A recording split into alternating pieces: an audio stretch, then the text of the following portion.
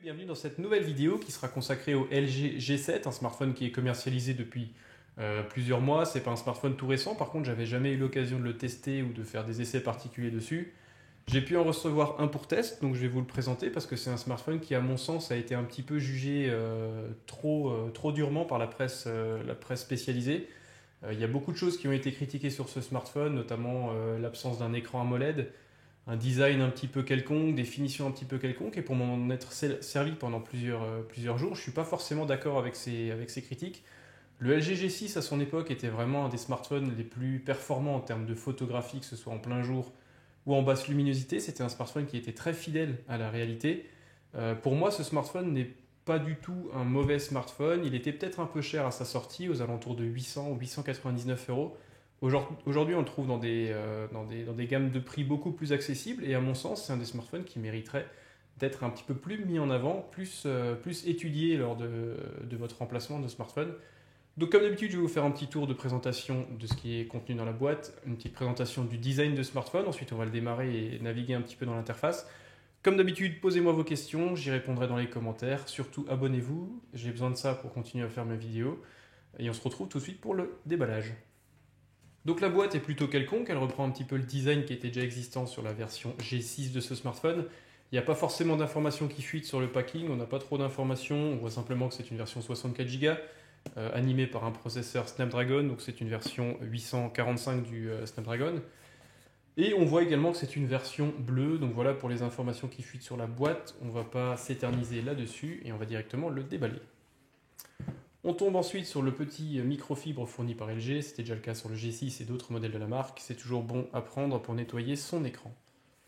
Ensuite on tombe sur le smartphone qui est emballé correctement, relativement bien protégé, on va le déballer tout de suite après. Ensuite on tombe sur un petit coffret avec un extracteur SIM, un petit guide de démarrage rapide, donc rien de particulier, rien de nouveau.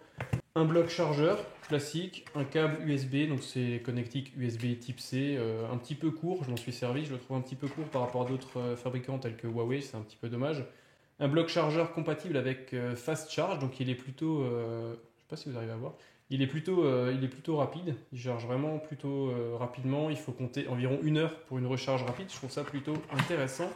Et ensuite, on a des écouteurs assez sympathiques parce qu'ils n'utilisent pas un câble classique, mais c'est un câble qui s'apparente un petit peu à du lacet. Donc c'est assez sympa, ça évite un petit peu qu'ils s'en mêlent. Les sorties audio et les prestations audio chez LG sont généralement plutôt de bonne qualité. Et le G7 ne déroge pas à cette règle et c'est plutôt un bon point. Donc le smartphone, il est en version bleue. Et pour moi, je trouve que c'est un smartphone qui est plutôt joli. Honnêtement, ils ont un petit peu critiqué son design quelque peu désuet. Honnêtement, moi, je le trouve plutôt sympathique. Il est vraiment agréable en main, il a vraiment de bonnes proportions. Donc, c'est un écran de 6,1 pouces, définition de 3120 par 1440. Donc, on est en définition 2K. Ça nous donne une densité de 564 pixels par pouce, qui est absolument extraordinaire. Ça donne vraiment un rendu d'image très lisse, très agréable à regarder. Ce n'est malheureusement pas une technologie AMOLED, mais le IPS LCD, bien qu'il ait été vachement critiqué dans ses tests par la presse spécialisée, est pour moi plutôt bon pour un smartphone qui aujourd'hui est vendu aux alentours de 550 euros. Ça reste une très bonne définition et une très bonne dalle IPS LCD, même si la luminosité gagnerait à être un petit peu plus chatoyante. Donc là, il est en version bleue, il est plutôt sympa dans cette version. Il attrape un petit peu les marques de doigts, mais ça reste logique pour ce type de produit. Relativement léger, relativement compact, il fait un peu aux environs de 160 grammes, donc moi je trouve que c'est vraiment un smartphone qui est très sympa à utiliser, il tient bien en main. Les boutons tombent sous le sens, c'est plutôt un produit qui est bien fini, je ne comprends pas vraiment l'acharnement qu'il y a pu avoir sur ce produit. Au dos, on retrouve deux capteurs photo, vous avez comme d'habitude un capteur photo principal classique de 16 mégapixels avec des photocides de 1 micron et vous avez un autre capteur photo. En fait, vous avez deux optiques. Une optique avec une focale de 16 mm avec une ouverture de f1.9 pardon, qui est un grand angle. Et une seconde optique pardon, qui sera de 30 mm avec une ouverture de f1.6 qui, elle, fera les photos classiques. Donc il y a toujours ce mariage entre la focale classique et la focale grand angle qui est maintenant en place depuis le G6 sur les produits LG. Et honnêtement, le rendu du 16 mégapixels avec une focale de 30 mm avec une ouverture de f1.6 est pour moi vraiment très bon. Les détails sont très croustillants, il y a vraiment un rendu qui est assez sympa. En dessous, vous avez le capteur d'empreinte, un petit marquage G7 SynQ pour mettre toujours en avant, bien sûr, l'intelligence artificielle, l'évolution de ces produits. Sérigraphie LG. Sur le côté, vous avez un bouton Power. Ensuite, le côté est assez simple. Connexion USB type C, grille pour le haut-parleur, maintien de la prise jack, ça c'est un très bon point. Ensuite, vous avez un autre bouton qui peut être paramétré soit en utilisant Google Lens, bouton de contrôle volume. Sur le dessus, le tiroir pour mettre une carte nano SIM plus une carte micro SD et un micro extérieur. Donc voilà, c'est un design qui est plutôt simple mais plutôt efficace. Sur la face avant, on retrouve un très grand écran de 6,1 pouces, comme je l'ai dit, 564 dpi, donc c'est vraiment une très bonne définition. IPS LCD, pour moi il est vraiment agréable à utiliser. Et on trouve également un capteur frontal de 8 mégapixels. Donc ça, c'est dans la moyenne avec un petit menton sur le bas que vous allez voir tout de suite après lorsque je l'aurai démarré. Voilà, donc j'ai passé les premiers paramétrages de démarrage de ce smartphone. On tombe sur cet écran qui pour moi est plutôt sympathique. Honnêtement, le taux de réflexion est plutôt agréable. La luminosité est plutôt bonne, même si ça peut être critiqué. Les couleurs sont assez simples, c'est-à-dire on n'est pas dans le côté chatoyant et édulcoré de la molette. Par contre, c'est un LCD IPS qui se veut plutôt fidèle. On a un delta qui est plutôt bon par rapport à la colorimétrie classique. Et je trouve que c'est un rendu qui est plutôt honnête. Honnêtement, il n'y a vraiment pas de quoi crier au loup. C'est plutôt un rendu intéressant. Bien sûr, il y a la présence d'une encoche qui est possible. Il est possible de la masquer. Mais je trouve que c'est un écran qui présente très bien. En termes de performance, donc on est sur du Snapdragon 845 couplé à 4 Go de RAM. Il y a un GPU Adreno 630, donc autant dire que c'est vraiment une configuration solide et ce smartphone en termes de fluidité est vraiment très agréable à utiliser. Je l'ai vraiment trouvé très fluide, très efficace, très performant, que ce soit en accroche réseau, en temps de réponse, en temps de téléchargement d'applications, en temps de chargement d'applications, en multitâche, etc. C'est vraiment un produit qui se défend très très bien.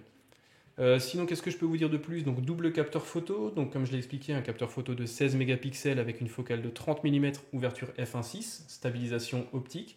Donc, un rendu très croustillant, une ouverture de f1.6 assez intéressante. f1.6, plus le chiffre est petit, plus l'entrée en lumière sera importante. Ça veut dire plus le diaphragme est ouvert. Donc, f1.6, c'est ce qui se fait de mieux actuellement avec le Samsung Galaxy S9 qui lui ouvre jusqu'à f1.5. L'autre capteur que j'aime un petit peu moins, qui s'apparente à un capteur grand angle, avec une ouverture de f1.9 et une focale de 16 mm, est un petit peu moins performant. Selon moi, il a un peu plus de mal à rendre des détails croustillants et avoir un piqué homogène sur toute la superficie de la photographie. C'est intrinsèquement lié à ce genre de capteur, même en capteur plein format.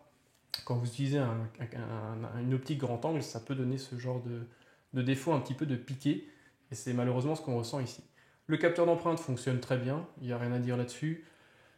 Sinon, il tourne sur Android 8.0, il est bien sûr en USB type C. Bluetooth, il est en version 5.0. On sait qu'il est également compatible avec la technologie NFC. Donc ça fonctionne très bien. Il est IP68, donc étanche. Vous pouvez le placer pendant 30 minutes sous 2 mètres d'eau, c'est plutôt sympathique. Charge par induction est également disponible sur ce smartphone, donc je trouve que c'est un smartphone qui a été vachement décrié pour finalement pas grand chose. Il est plutôt bien, il présente bien, il fait ce qu'on lui demande. Après, le point faible, c'est un petit peu l'autonomie qui selon moi est un petit peu à revoir. Ça aurait été beaucoup mieux avec une technologie AMOLED parce que ça permet d'économiser pas mal d'énergie. Là en LCD IPS, on peut pas forcément avoir beaucoup mieux. On a la chance néanmoins de pouvoir modifier dans les réglages, dans l'affichage, la définition de l'écran. Vous voyez là, je suis en 3120 par 1440. En fait, en réduisant la définition, vous pouvez économiser un petit peu de batterie. Ce ne sera pas grand-chose, mais ça permet quand même d'économiser quelques pourcentages. Pas de particularité à vous donner sur ce smartphone, mais néanmoins, je voulais quand même le mettre en avant parce qu'il est vraiment sympa. Je m'en sers depuis quelques jours, je le trouve très léger, très compact. 6,1, c'est vraiment une dimension agréable. Cette super définition 2K permet d'avoir un rendu qui est vraiment agréable en termes de police, quand vous lisez des articles de presse ou autre, c'est vraiment très agréable. LG a certes raté quelques coches, notamment en termes de rendu piqué de son capteur grand angle. Ils auraient pu mettre un écran AMOLED sur un smartphone vendu initialement près de 900 €. Néanmoins, quand on voit les propositions faites par Apple sur l'iPhone XR avec un écran qui n'est même pas Full HD, qui est très bon en termes d'affichage, mais qui n'est même pas Full HD, je pense que LG n'a pas à rougir du produit qu'ils nous proposent. Et je vous conseille d'étudier, notamment si vous venez d'un LG G6, d'étudier fortement ce smartphone si vous souhaitez le remplacer.